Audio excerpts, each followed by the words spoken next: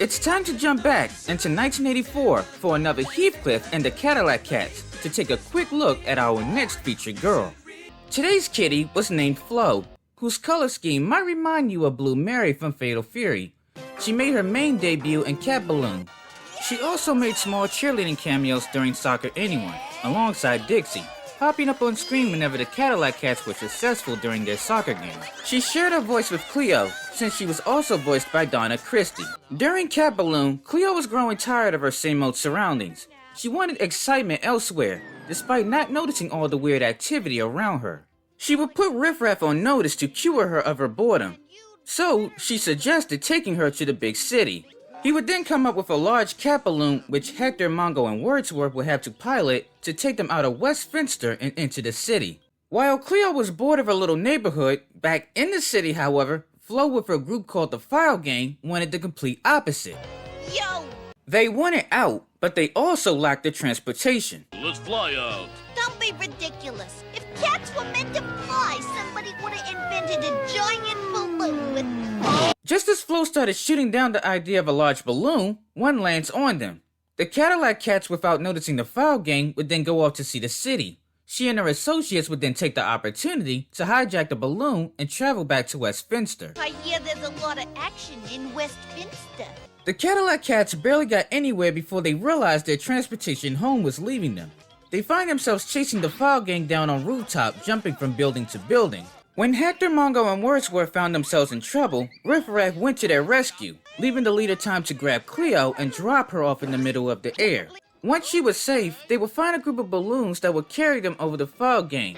Once on top of the cat balloon, a fight would commence that would deflate it back towards the ground. From there, the fight would end with Flo and the rest of her gang defeated. That would effectively end the rest of her role for the rest of Cat Balloon.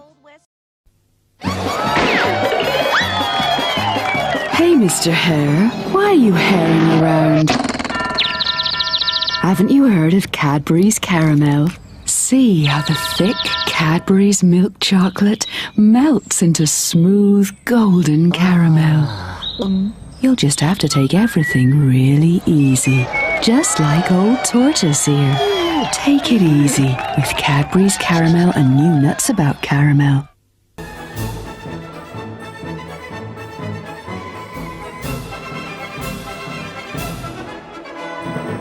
How's it going, everyone? This is Jawbreaker here on Playfur Cinema's Gone with the Fur Theater. Today is a similar video to what we did in the past with the Roxanne vs. Mona love interest comparison video. But instead of focusing on the love interests of Max Goof, today we are focusing on the love interests of PJ Pete. And for those of you who don't know who PJ was, he was the chubby yet lovable best friend of Max, who was also the voice of reason. PJ Pete, or Pete Jr., during the Goof Troop series was Pete's son. He also had a mother named Peg and a little sister named Pistol. And since we bring up Peg and Pistol, the Goof Troop saga in general was very interesting to say the least when it came to its continuation. And I say that because you knew both movies 1 and 2, a Goofy movie and an extremely Goofy movie, were both spin-offs of Goof Troop. Yet, you can watch both and practically pretend that the TV series never happened. It was a series that left us with a lot of questions, and yet, at the same time, it didn't feel the need to explain itself, which, in my opinion, dragged down the potential of a series that was already pretty entertaining. And as I've spoken more on this topic in the past, it's also been my opinion that none so more have been hurt by the inconsistencies than the ladies of the series. For example, the woman that we knew in the 1950s as Mrs. Goof, the wife to Goofy and the mother to Goofy Jr., who later became Max, was all but missing during Goof Troop, and her absence was never explained. There have been plenty of rumors and speculations as to who she was, and even though it was never explained, in the long run it was best assumed that somewhere along the way during Goof Troop she died, leaving Goofy as a widow to take care of Max. There was also the matter of what exactly happened to Peg and Pistol during movies 1 and 2. When two characters have spent a whole show being the main support, of course fans are gonna want to know what happened to them. This goes back to those inconsistencies I was talking about. Peg and Pistol's sudden departure left fans to speculate that somewhere along the way, Peg and Pete got into another argument and it was the last straw. They got a divorce and Peg ended up taking Pistol with her.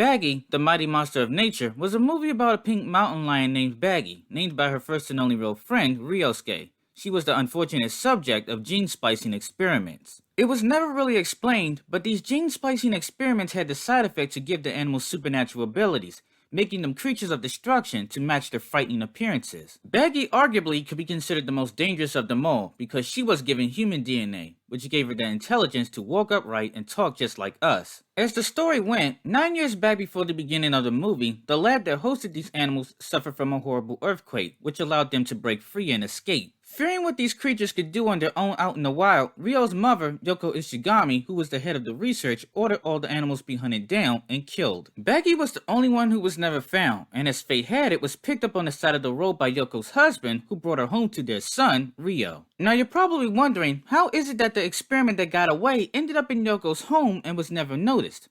I can only come to one conclusion.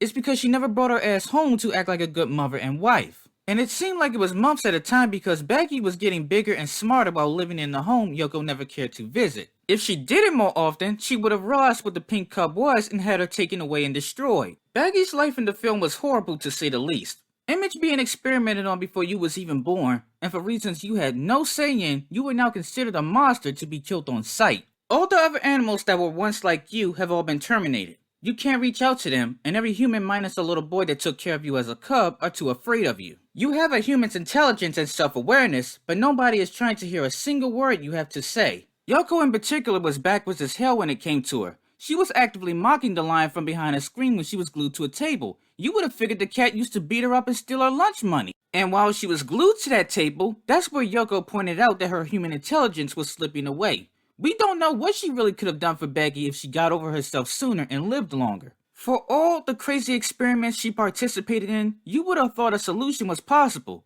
but all she wanted to do was go for the nuclear option and have her destroyed. Even as Bagi pleaded with her to stop the experiments, she wasn't trying to hear it. But when all the other animals she unknowingly fed highly poisonous rice to curled over and died, she had tears to shed for them. The film was far from written perfectly. I'll just say take it for what it is or you'll be racking your brain forever on the logic of the story. And yet the one person I ended up being disappointed in the most was Ryosuke, the only person in the world Bagi felt she could trust. When he was still 6 and she was a little cub, I felt that was the strongest time during their relationship. Fast forward to a 15-year-old Ryo and an all-grown-up Bagi, not so much. She was putting all her trust in him and fulfilling his every request without question, but he was actively admitting in his head that he was scared of her. He didn't trust her the way she trusted him, which is why he kept getting alarmed and making her promise she wouldn't harm his mother in any way. The same woman who would not be moved when it came to sparing Bagi's life. At least, from what I noticed of him, he didn't ask enough questions and was kind of slow to put 2 and 2 together. When it came to his mother anyway, after she died in front of him completely scarred from an animal attack, all he thought was, Bagi did this because she hated her, and so I'm not going home until I put a bullet in her head. Don't think I'm taking Bagi's side simply because she's a hot piece of furry ass. Ryosuke did lose his mom, and he wasn't there to actually see what happened to her. It was his mom, and even though she was terrible at it, he still loved her very much and was pissed over her death. But up to the point of her death, Bagi never once gave him a reason to doubt her. And after everything they'd been through, he still did it anyway instead of wondering why she would suddenly up and betray him. I guess what annoyed me the most was how he suddenly developed amnesia over everything his mother did and started to act like she was a saint. Forgot that she once ordered to have Bagi shot dead on sight, forgot that she tuned him out entirely while Bagi was glued to a table ready to be destroyed, overlooked the possibility that his mom could have been hostile, and completely forgot something was wrong with Bagi the last time the two spoke. And towards the end of the film, after losing touch with her human side, she managed to restrain herself to keep from mauling him and just long enough for him to stab her. It was only then the truth was discovered around her neck. Any other animal would have been dead, but she wasn't some ordinary feline. She got up the next day and ran off perfectly fine. The awesome thing about her was that even though she could be a nightmare for those she didn't like, she did in fact have a heart of gold. She stayed loyal to Ryosuke to the end and cared for him enough to love her enemies. As far as Ryosuke goes, if this was a Tom and Jerry cartoon, he would be getting that stupid ass whisker yanked off his face for a guitar string. Hopefully he did finally learn a life lesson the last time he was with Bagi. 옛날에 토끼와 거북이가 숲속에서 놀고 있었어요.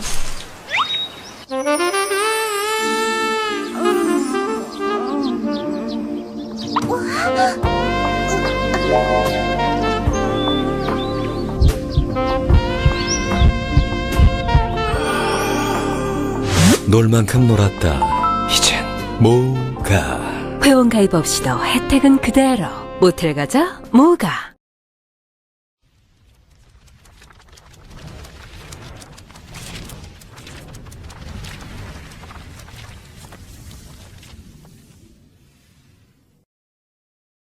Gather around, children. It's story time once again with your Uncle Jawbreaker. Today, I'm not reading Green Eggs and Ham, or even The Gingerbread Man, but the beloved kids classic, These Big Nuts, written by Mark Thunder.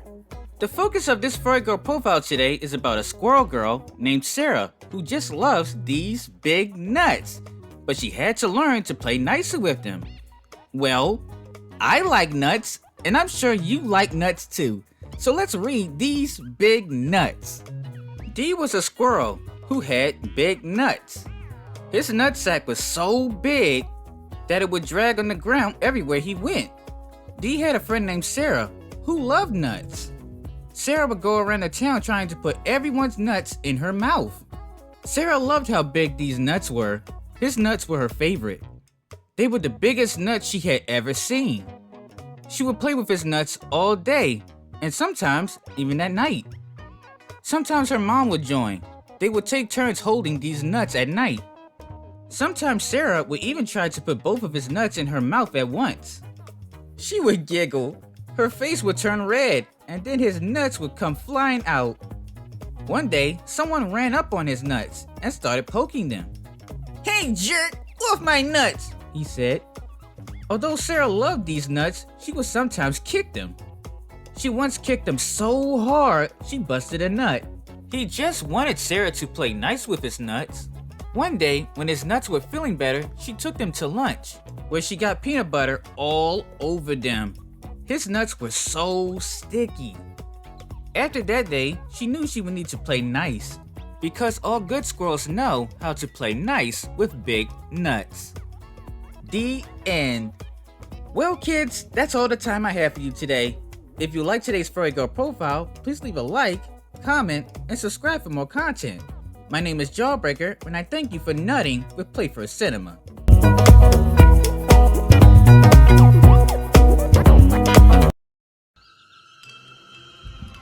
I don't need it. I don't need it. I definitely don't need it. I don't need it. I don't need it. I don't need it. I don't need it. I need it! Just say Julie Bruin. Yeah. Hi, Tiny Toon Music TVers. It's me, Julie Bruin. In Tiny Toon Adventures, episode Tiny Toons Music Television, we were introduced to an unknown yet very appealing anthropomorphic bear named Julie Bruin. In her very brief role in Tiny Toons, she tells the audience that she is expecting Babs and Buster to come over for a 60s tango party. And she was even more so excited because she believed Madonna was coming with them. Madonna, in the 80s. Hey, where's Madonna? We didn't say Madonna. We said Badonna. Instead of Madonna, she gets a glorified ugly ripoff of Elmer Fudd dressed as Madonna. Despite her dismay at Madonna, the party goes on as she pops in a tape, which eventually takes us to a music video of Montana singing Money, That's What I Want, where he snatches Julie's towel and flips her into the ocean, soon tossing a life raft that hits her in the head. And that was it for Julie Bruin. If you don't know your pop culture, Julie Bruin's biggest purpose was to be a parody for Julie Brown.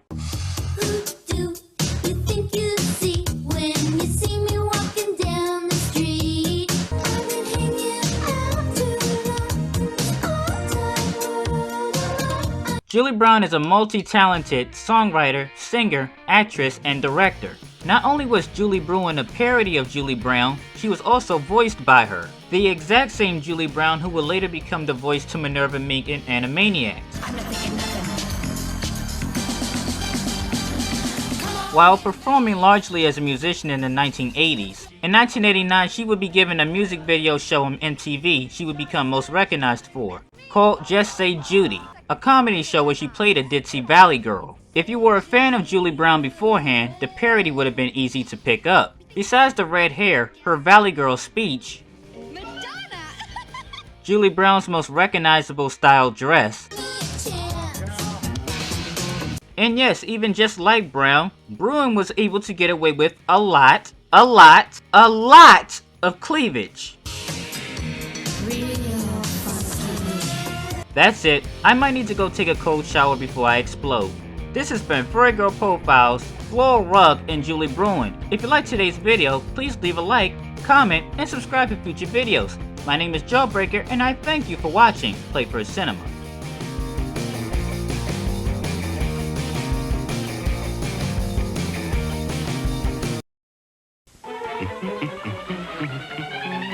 Here, Tiny. We're Toonie. We're all a little loony. Yo, Picasso, what's up? Watch out, guys. Libby's new Tiny Toon Adventures pasta. How about some kids? All right, here's the plan. Oops. Wow, Libby's Tiny Toon Adventures pasta. Yum! Look at all these wacky shapes. It's Toonie pasta. We're tiny. We're Toonie. We're all a little loony. Libby's new Tiny Toon Adventures pasta. It's tunes on your spoons.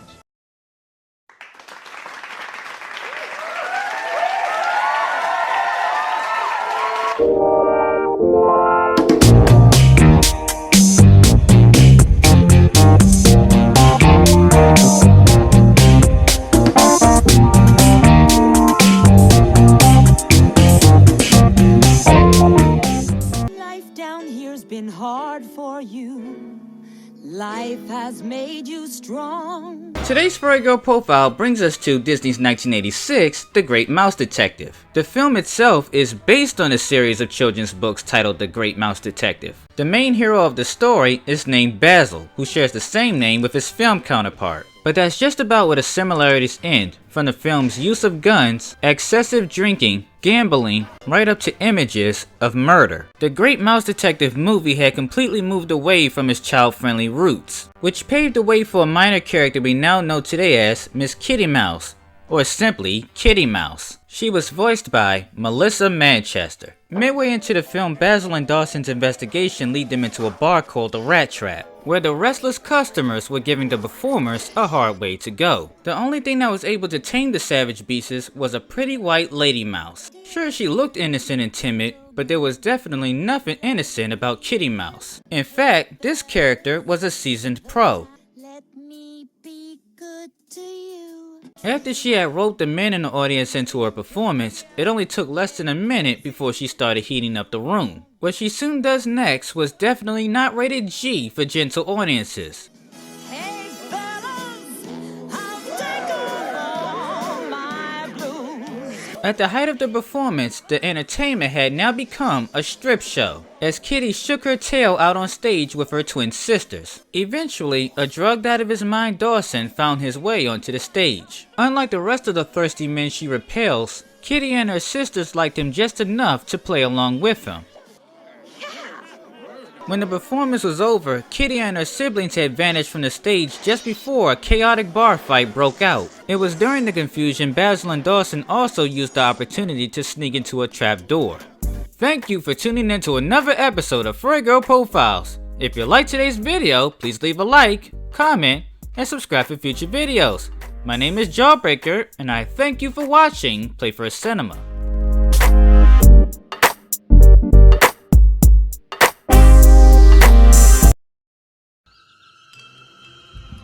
I don't need it. I don't need it. I definitely don't need it. I don't need it. I don't need it. I don't need it. I don't need it. I need it! Take it easy with new smoother Cadbury's Caramel.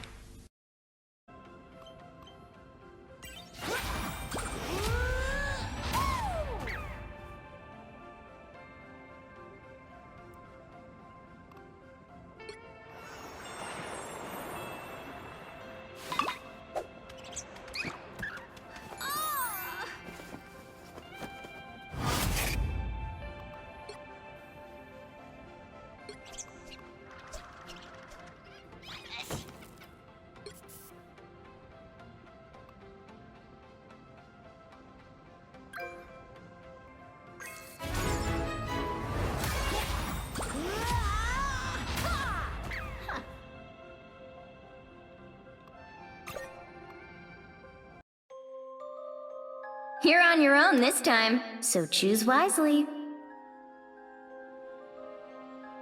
The battle starts in 5, 4, 3, 2, 1!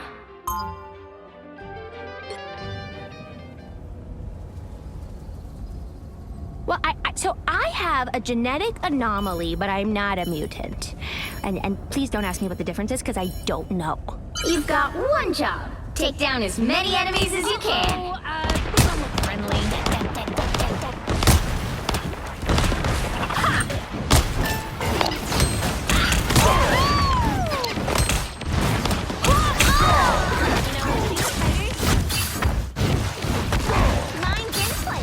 Bounding back into action. Psionic surge.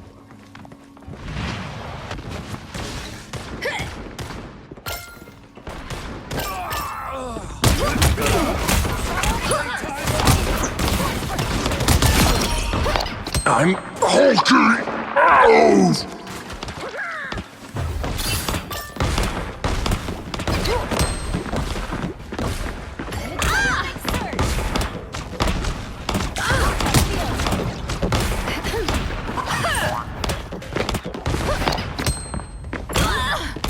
Now that's a snack. Tippy Toe spotted bad guys. There they are.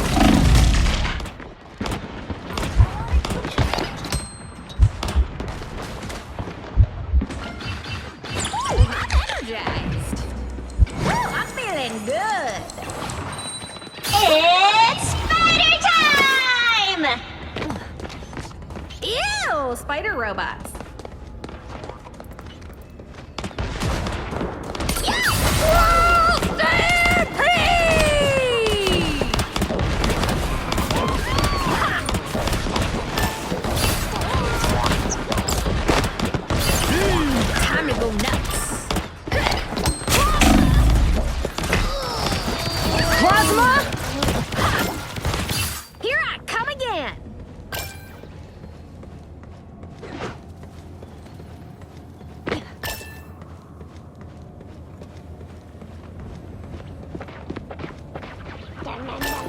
Tippy Toe spotted bad guys. There they are. Armed and dangerous! That's a snap.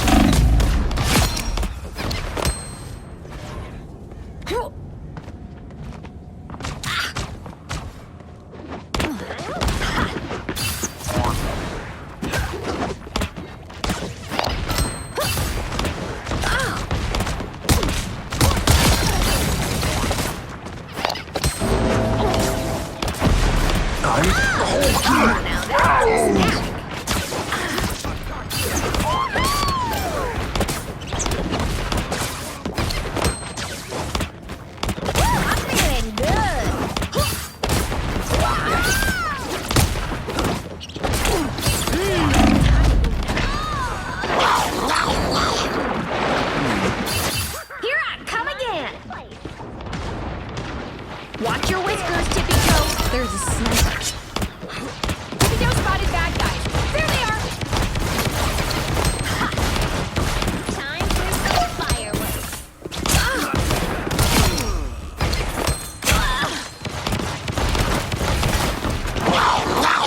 Don't mess with the amazing Spider-Man! I'm not done with this fight yet. Armed and dangerous! Again!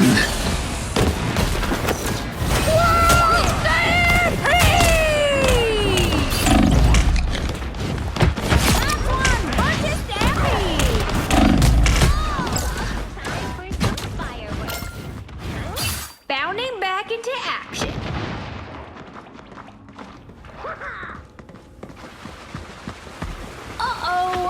They don't look friendly.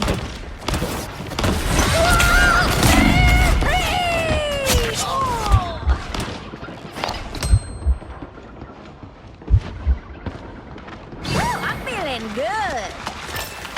Here up, little one. Tiny robot spiders, look out! Assemble! Double KO!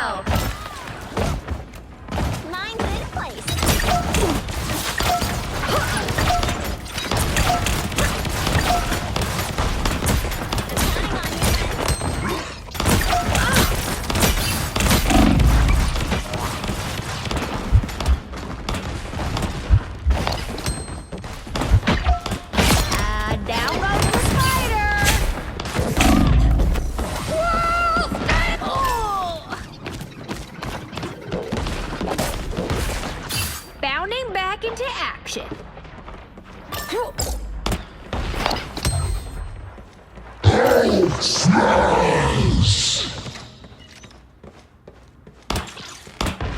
Uh-oh, they don't look friendly. Tiny rubber spiders, look out! Don't mess with the amazing Spider-Man! I'm not done with this fight yet.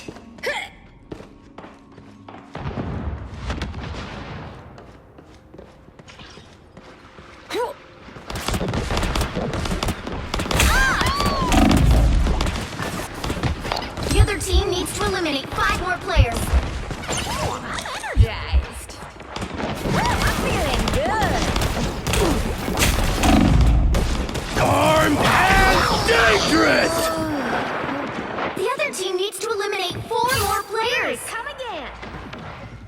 Again!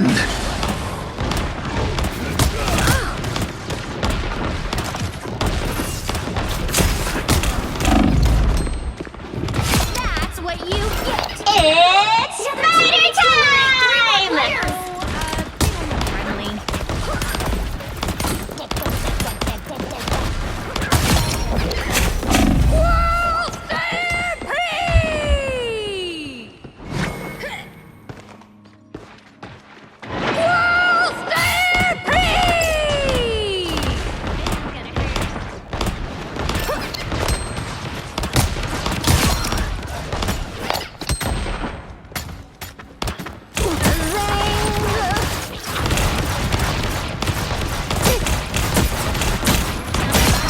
Down goes the spider.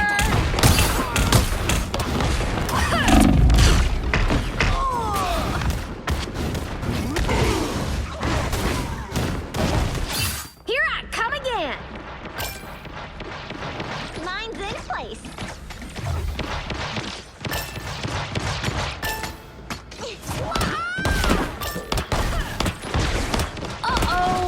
They don't look friendly. The other team needs to eliminate 2 more players. We're back, right, Tippy Toe?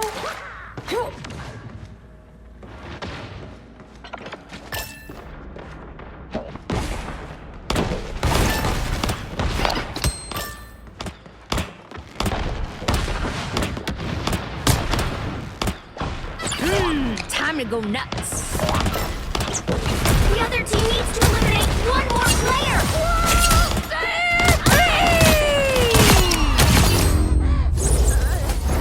That was an impressive performance.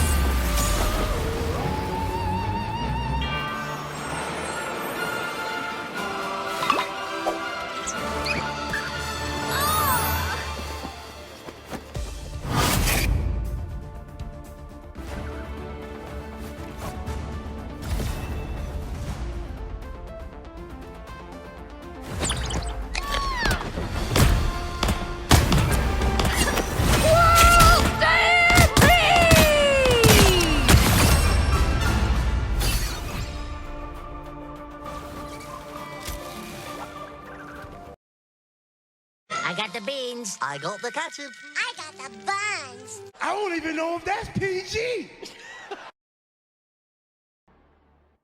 It's time to come out the rabbit hole, ladies and gents. We're back with another Furry Girl profile taking us to 2015's The New Looney Tunes, formerly known as Wabbit. Our featured lady made her debut in Season 2, during Cougar, where we find Bugs Bunny helping his friend Squeaks with his pizza delivery business. Their next delivery led them to the house of a cougar named Miss Cougar, who was made specifically for this series. She was voiced by Tara Strong. Your big, strong arms must be exhausted and juicy from carrying those boxes. Ever heard of playing with your food? This cougar loved seducing hers, and it was like unbreakable magic on Bugs. She led the worn-out rabbit into her home by offering him a good time, the minimum of what this show would allow compared to what that usually means. She wasn't the least bit interested in the pizza. She was only interested in the meat lover special that was Bugs. She called her treatments pampering, but she was only heating up her dinner. Let me make you a sandwich. More like, let me make you into a sandwich. It's times like this where you have to notice Bugs has lost a lot of his wits. She managed to convince him that the pot of boiling water he was sitting in was a hot tub. He's been in boiling water before, but this incarnation somehow couldn't tell he was being set up. Since he couldn't help himself, his only saving grace was Squeaks, who needed to be the one to snap him back to reality. Eventually, he did snap out of it, but after taking the time to rethink about all that wonderful treatment, he re-hypnotized himself and escorted Squeaks to the door right before walking back into the Cougar's den. The lady of the house had just put Bugs in the oven to roast, which he was now treating as a sauna. After rescuing him yet again, Squeaks tried to walk Bugs out once more, but then the rabbit placed himself right back in the Cougar's spell. By this point, Miss Cougar began showing a more vicious side when she found out Bugs wasn't in the oven. I believe we call that food aggression. She got it together long enough to trick Bugs into a massage, but now she was going for the direct approach, and soon was done pretending. Mrs. Cougar, I think you're trying to digest me! I'm pretty sure they have a fetish for that. Squeaks barges in and finally saves the day when he launches his pizza wagon in Miss Cougar's face. The savage beast, or should I say, the savage older woman, was tamed when she realized that pizza was actually pretty delicious. In the end, it was Bugs taking care of her, even though old habits bite hard. Sorry. What can I say? It's hard to teach an old cougar new tricks.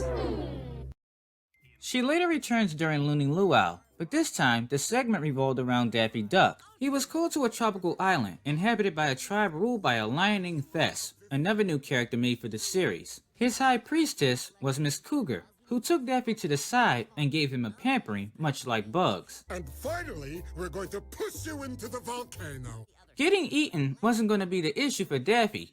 Instead, he had to worry about the tribe wanting to throw him into the volcano to please their god. Or to be more specific, gods. The only true antagonist, however, would be King Fess. Miss Cougar and the others began loosening up on Daffy when he started reversing the situation and earning their favor. He gave away the entire feast, which was meant only for him and the king. He dazzled them all during the entertainment, also at the king's expense. It won't be too fun for you when we throw you into the volcano! Well, someone's not getting any beads. The insecure King Fess hated the idea of Daffy making decisions, so when the parade up the mountain led to two paths, he chose the obviously wrong one. I think the duck is right. Now you're speaking my language, sister. Miss Cougar ended up carrying Daffy the rest of the way, while the king took his own path alone and paid the price for his stubbornness. At some point, by the time he got to the top of the volcano, it became full-blown mutiny. The islanders and I have been talking, and we like the duck. Oh, we'll still have the sacrifice. Good! Who's it gonna be? You.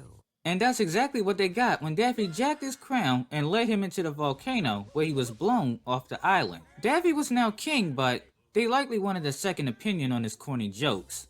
Thank you all for tuning in to another episode of Furry Girl Profiles. Remember, if you liked today's video, please leave a like, comment, and subscribe for future content. My name is Jawbreaker, and I thank you all for watching Playfur Cinema. Встречайте супергруппу Мельпопс. Мельпопс, жу-жу-жу, жу-жу-жу.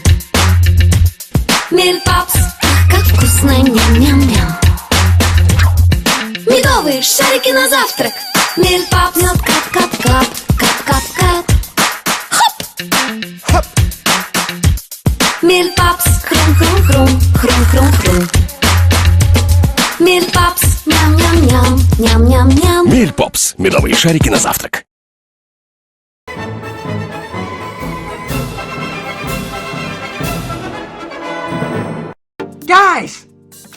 Guys! It's Valentine's Day!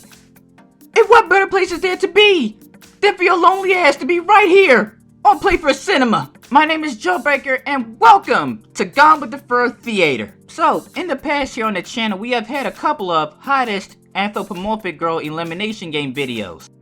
Our first biggest elimination game included all bunny girls. The goal of the game was to eliminate the least attractive girls in order until we have the final girl who was the hottest among them. In the final round of that game, it came down to Lola Bunny versus Judy Hopps. With a total of 111 votes, Judy beat out Lola with 21 points. After the hottest bunny girl elimination game, we had a Sonic Girl elimination game next, and the same rules apply for the hottest Sonic Girl elimination game. In the final round, it came down to Sally Acorn versus Rouge the Bat. With a total of 155 votes, Sally Acorn beat out Rouge by 3 votes, to be called the hottest Sonic Girl here on Playfur Cinema. Today, the accuracy of our final votes will be tested on a wider scale. Over the course of January, I took poll surveys among furry and non-furry fans to see who they thought was the hottest among the anthropomorphic women. Was we right, close, or way off? I guess you'll just have to stick around and see. The 3 main common hashtags used were furry, cartoon, and sometimes sexual Sunday. To avoid a character having an advantage, personal hashtags such as Zootopia and Sonic the Hedgehog were not used, unless the characters on the poll were from the same brand or from the same series.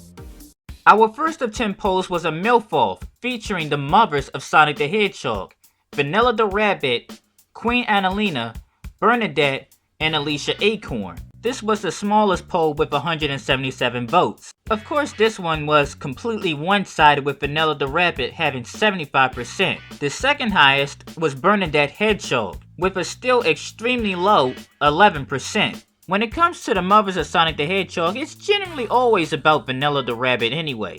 But for this particular poll, I had to give my vote to Bernadette Hedgehog, the mother of Sonic in the Archie comics, because I really do feel she was underrated in terms of who was the hottest mother in the Sonic universe. Not to say that to take anything away from Vanilla, of course. I'm just saying Vanilla might need a little bit of competition, and that Bernadette might need someone there to rub a little sunscreen on her ass every now and then. Our next featured girls come from Planet Dolan. I asked fans, who did they think was the sexiest anthropomorphic on Planet Dolan? Between Shima and Melissa, with a total of 201 votes. Shima won, no contest, with 73%. Melissa, 27%. Oh, come on guys, that's just mean. Not even 30%? There's still some hope with 30%. I'm just saying, bird girls need love too. Our next poll is a notorious one among Sonic fans. I asked the Sonic forums and a mixture of other fans who did they think was the sexiest between Amy Rose and Sally Acorn. But Amy Rose is just 12. Nope, she's not Cream the Rabbit. She's old enough. So, as we go into the results, and it turned out, if you were a fan of Amy Rose, or especially a Son Amy fan, then this would feel like a straight kick in the nuts. Out of 232 votes, fans selected Sally Acorn as the sexiest among her and Amy Rose, leading the charge with a 72%, while Amy Rose had 28. Now, similar to the Shima and Melissa poll, I decided that once a character hits that 20% mark, there's pretty much no hope that they'll ever come back. For example, there has been a little bit of a flicker for Amy. She has went up to 30%.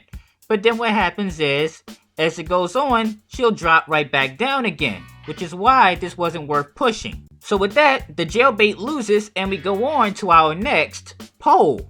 Our next bout is a rematch 24 years in the making. A little bit of a history lesson for those of you who seem to think that only furries vote on this stuff. In 1990, a TV show named Tiny Toon Adventures debuted. Within that show, we were introduced to a French purple skunk named Fifi La Fume, which is on the right. Amongst fans furry and non-furry, Fifi La Fume was considered the sexiest anthropomorphic female within the 90s. Or better yet, probably the sexiest in general, since it was still 1990 and no real competition was built up yet. But then 3 years later came and we were introduced to the Animaniacs, which brought to us Minerva Mink. But this time, among fans, Minerva beats out Fifi and takes her crown. The title of sexiest only lasted between Fifi and Minerva because it was soon retired. In today's throwback poll, we'll see exactly how these results hold up 24 years later.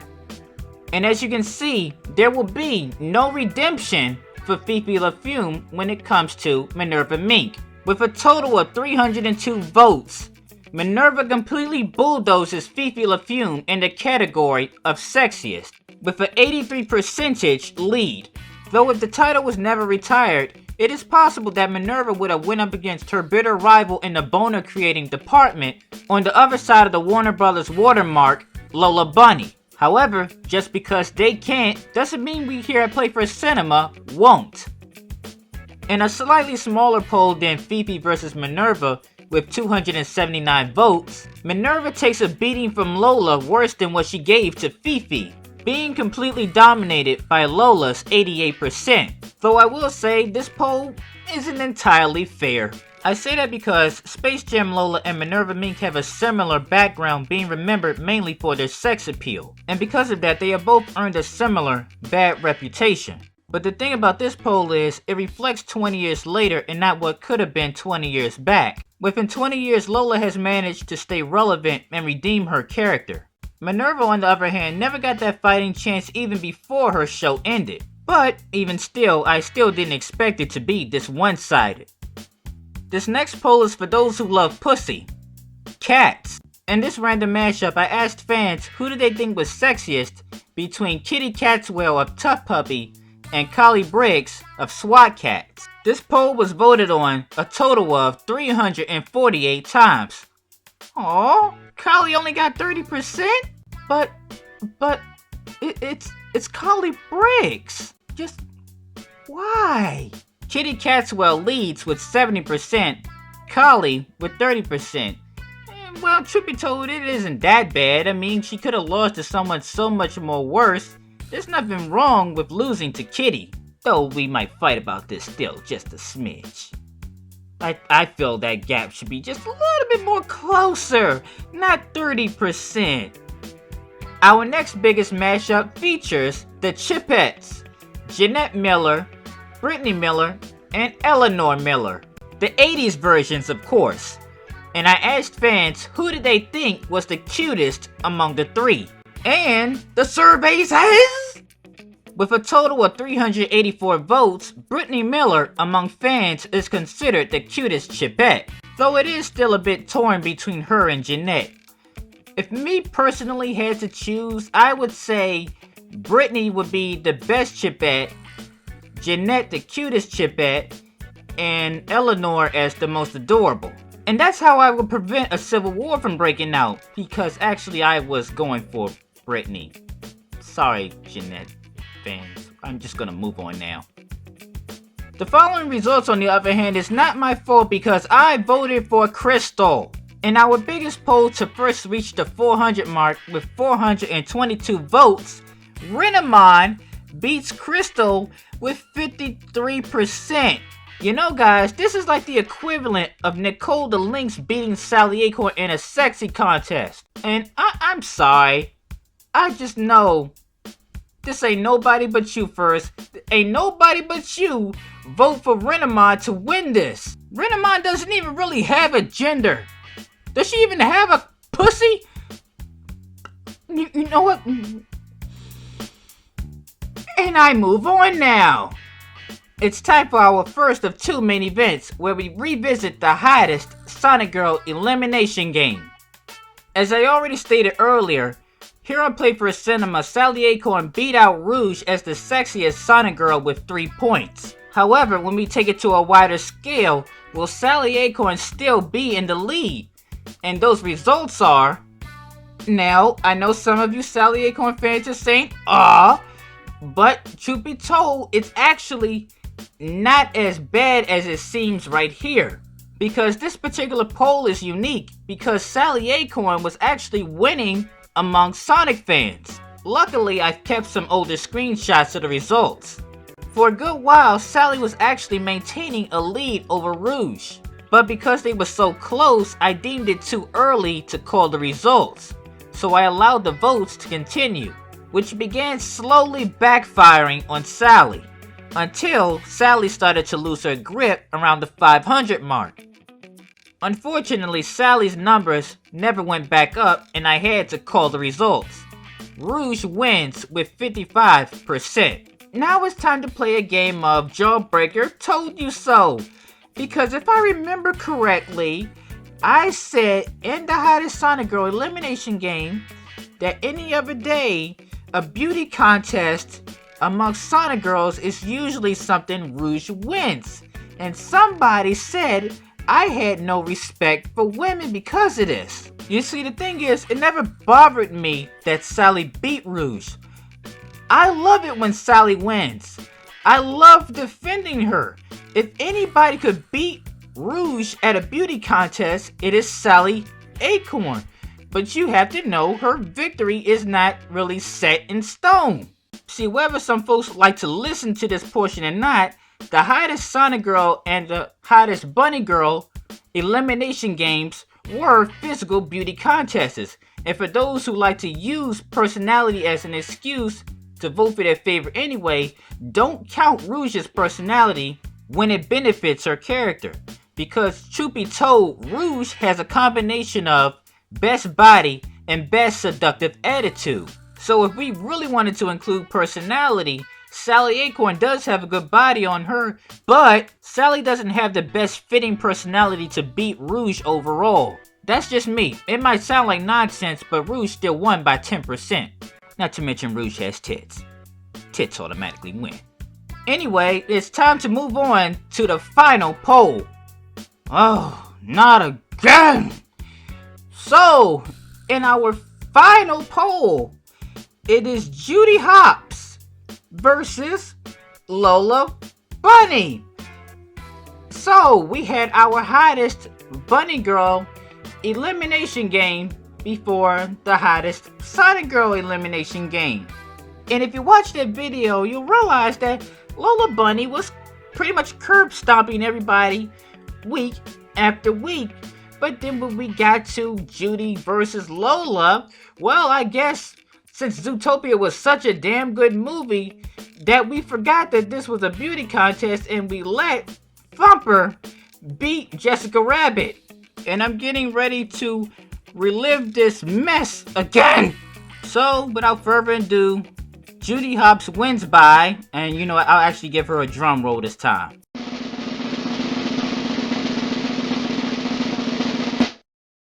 Oh, I'm sorry. Did I mislead you? I meant to say lost with 31%. Seeing this type of stuff, you gotta love wider audiences because you just know more people are gonna vote for what makes sense. I asked, who did they think was the sexiest rabbit between Lola Bunny and Judy Hopps? With 785 votes, Lola Bunny wins with 69%. Oh! You mean to tell me Jawbreaker gets not one I told you so, but he gets two I told you so's with a limited edition screw you thrown in? Oh well. Of course, you know, don't pay no attention to Jawbreaker. He has no respect for women and is a sexist when it's convenient for people. Anyway, that's enough of Jawbreaker's salt in the wound. It's time to wrap this video up. Anyway, all jokes aside, guys, thanks for tuning into Battle of the Sexiest fan picks here on Gone with the Fur Theater. If you liked today's video, please leave a comment, a like, and subscribe for future videos. My name is Jawbreaker, and I thank you for watching Playfur Cinema. Say your prayers, varmint. Chili. Need this. Hey, look where you're going! Darling! Run wild with the Animaniacs in Hollywood on your Sega Genesis and Super NES. Collect props and scripts before Pinky and the Brain take over the world. It's Konami's Animaniacs video game. I give it 4 stars. I'll give it 5.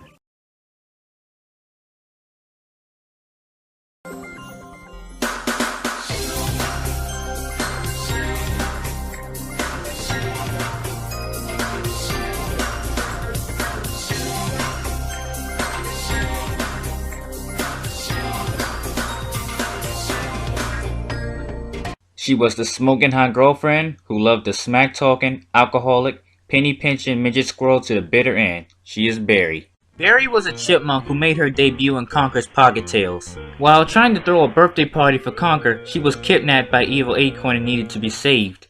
In the early days, Berri looked like a small female version of Conker. Here, she is a light brown chipmunk who sports long brunette hair and a red dress. Fast forwarding from 1999 to 2001, Berri has gone through a major change in physical appearance. In her upgraded look for Conker's Bad Fur Day for the Nintendo N64, her physical appearance resembles that of Lola Bunny. Here, she has a more mature body, along with bigger breasts, has gotten taller, blonde hair, and has gray fur. Her outfit is a pink sports bikini that she works out in. Also, noticeably, for whatever reason, she doesn't have a tail. In Conker's Bad Fur Day, later upgraded to Conker Live and Reloaded for the Xbox, Berri opens the game in the first cutscene as she works out to the music on her headphones. Due to the loud music, she has no clue Conker is ringing her phone to give another excuse for why he's standing her up again.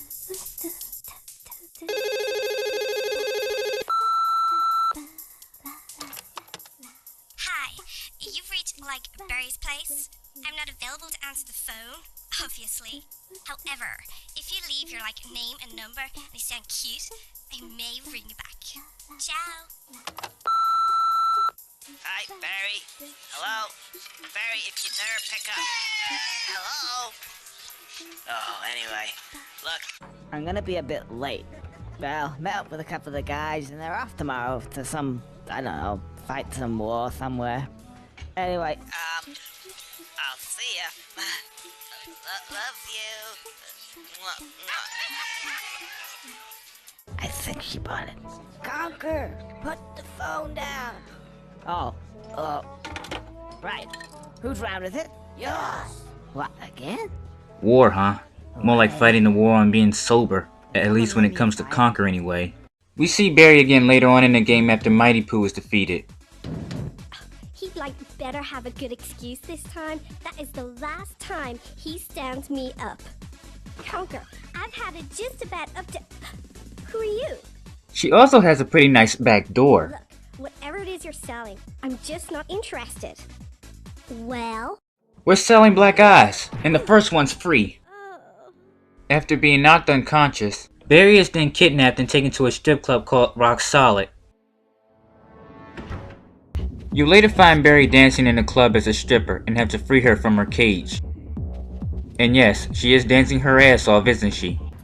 After Conker smashes her prison, Berri would then make her hasty retreat, not recognizing Conker in disguise. Hey, Berri! Berri! Where's she gone? Berri! Oh, she didn't recognize me with this on my head. You shortly have to see Berri again, when you are escorted to the boss's office by the bouncer. It's here you meet Don Weasel, the man who had Berri kidnapped. Well, this is the fella. Off me. Sure. This is the wise guy that tried to steal my dough. What do you gotta say for yourself, boy? What? Oh, hey. Hey, Berri, how you doing? Me. Do you know this tea leaf? Yeah, I'd associate with a caveman. The broad does not seem to know you. Is it okay if I go now? I gotta go powder my nose. Get out of here. Yeah, in case you haven't figured it out yet, Berri's kind of a classic dimwit blonde. And in case you also haven't noticed, Berri is your one-stop source for, fan service. Here? Down here. The next time you are to run into Berri is in the last chapter titled Heist. They're so uncomfortable. Oh, fancy meeting you here. Oh, Berri. You look great. Really? I thought you said you didn't know this guy. Oh yeah, I know him. He's like my boyfriend. Yeah, that's right. I'm her boyfriend. Here we have it. The Federal Reserve Bank. Okay. But I'll do it on one condition only.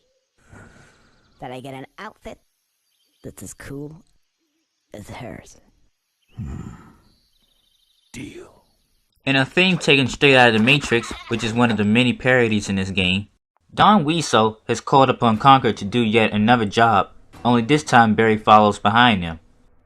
While Conker could take out guys in slow motion with his guns, Berri proves that she can be just as badass as well. When Conker manages to clear a path for Berri, she would then put all those years of aerobics to good use. I bet you probably wouldn't have imagined, past the eye candy, Berri was actually a good hacker. After taking care of the last guard and security system,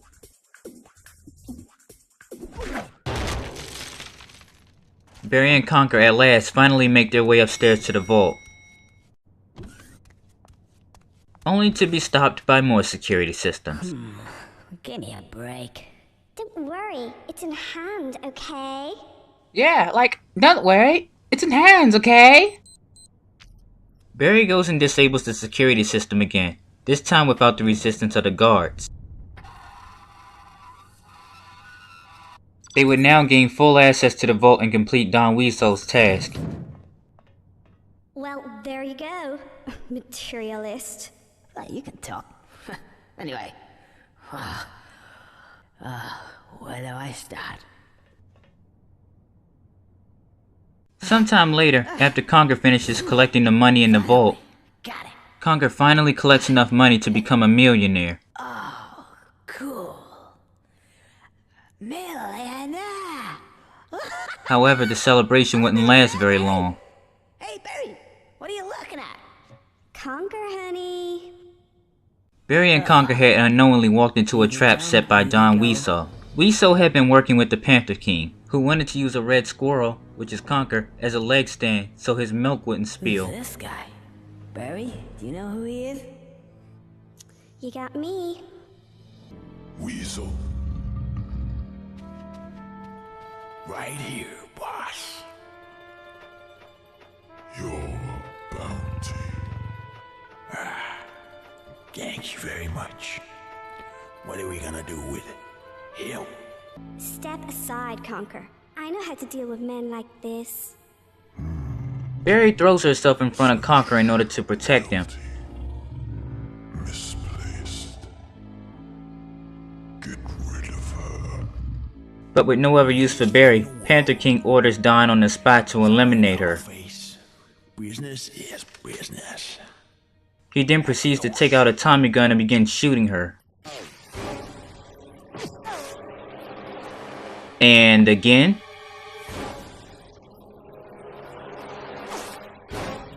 And again. And proceeds to shoot her some more. By the time it was all over, Berri had officially been shot more times than rapper 50 Cent. Berri? By the time Conker realizes what happened, it was just about already too late.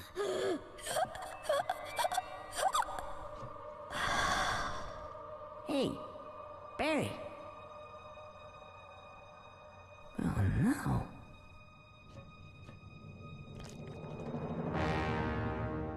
Things would soon go on to get even uglier. In a parody of the movie Alien, Conker will armor himself in a familiar suit to fight his new enemy.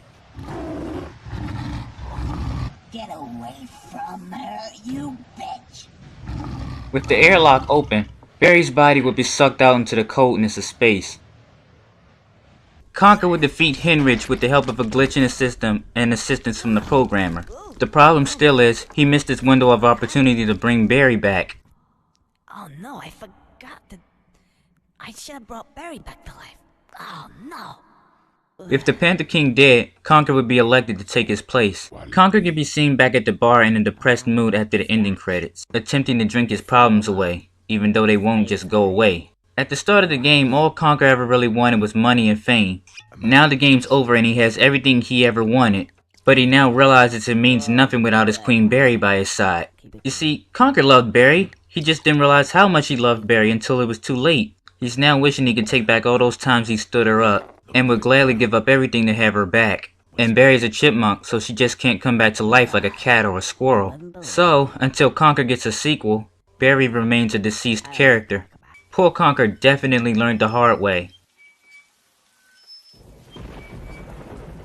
that you don't know what you have until it's gone.